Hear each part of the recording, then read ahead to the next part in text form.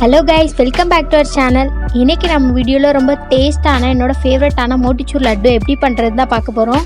இது ரொம்பவே ஈஸியா ரொம்ப குயிக்கா சூப்பரா பண்ணிடலாம். ரொம்பவே டேஸ்டா இருக்கும். இது எப்படி பண்றதுன்னு பார்க்கிறதுக்கு முன்னாடி இப்பதான் நீங்க நம்ம சேனலை ஃபர்ஸ்ட் டைம் பார்க்கறீங்கன்னா வீடியோ ஃபுல்லா பார்த்துட்டு பிடிச்சிருந்துச்சா நம்ம சேனலை சப்ஸ்கிரைப் பண்ணிக்கோங்க. பக்கத்துல ரெட் கலர்ல ஒரு பெல் ஐகான் இருக்கும், அதை கிளிக் பண்ணி ஆல் கொடுத்துக்கோங்க. என்ன இன்ஸ்டாகிராம்ல ஃபாலோ பண்ணா மறக்காம அதிலேயே ஃபாலோ பண்ணிக்கோங்க. இப்போ வாங்க வீடியோக்குள்ள போலாம்.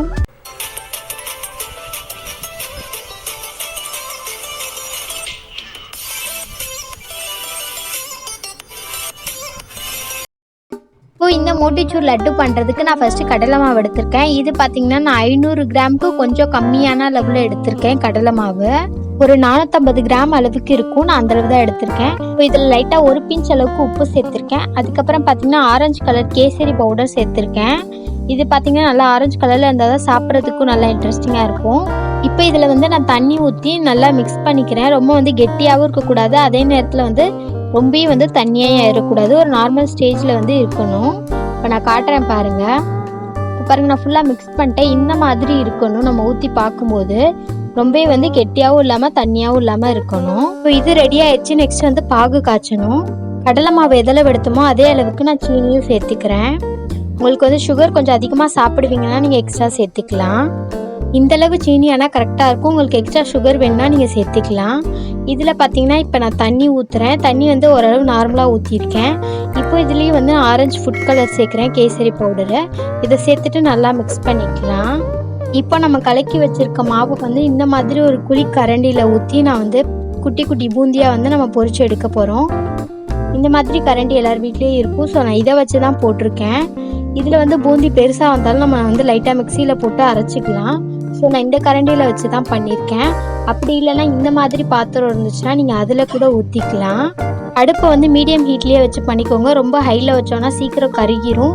இது வேகாது பூந்தி. அதனால கொஞ்சம் மீடியமாகவே வச்சு இந்த மாதிரி கொஞ்சம் கொஞ்சமாக போட்டு பொரிச்சிடுங்க. பெருசாக இருந்தால் பிரச்சனை இல்லை. நம்ம லாஸ்ட்டாக நான் அரைச்சிக்க தான் போகிறேன். ஸோ இந்த மாதிரி கரண்டி கண்டிப்பாக எல்லார் வீட்லேயும் இருக்கும். ஸோ நம்ம அதை வச்சே நம்ம பூந்தி பொரிச்சிக்கலாம். இப்போ பாருங்கள், நல்லா ஓரளவு கலர் சேஞ்ச் ஆகிடுச்சு.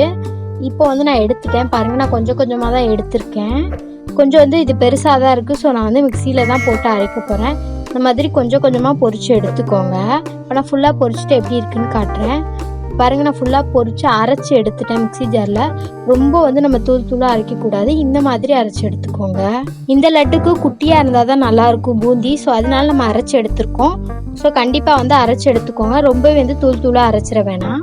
இப்போ நெக்ஸ்ட்டு பார்த்தீங்கன்னா முந்திரி, திராட்சை, அப்புறம் கொஞ்சம் ஏலக்காய் பவுடர் எடுத்து வச்சுருக்கேன். தேவையான அளவு எடுத்துக்கோங்க. நம்ம ஆல்ரெடி பாகுக்கு தேவையானதெல்லாம் நம்ம சேர்த்து வச்சுருந்தோம். இதை நான் அடுப்பில் வச்சு நல்லா கொதிக்க வச்சுட்டேன். இப்போ இந்த மாதிரி நல்லா கொதிச்சது. இப்போ நம்ம ரெடி பண்ணி வச்சுருக்க பூந்தியை இதோட நான் ஆட் பண்ணிக்க போகிறேன்.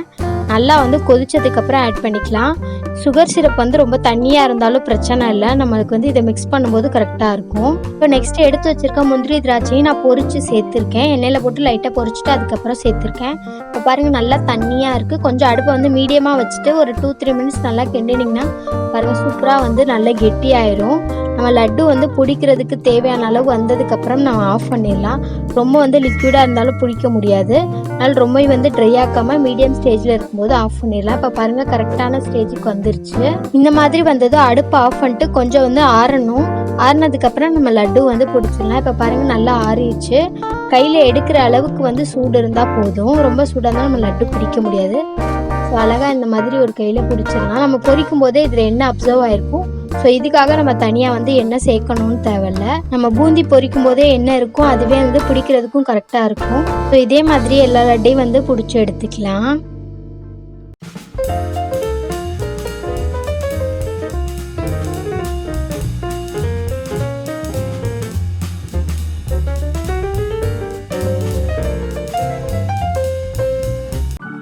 அவ்வளோதான், எல்லா லட்டுமே நம்ம பிடிச்சாச்சு. கிட்டத்தட்ட 30 லட்டு கிட்ட நம்மளுக்கு கிடச்சிருக்கு. 450 கிராம் கடலை மாவு வச்சு.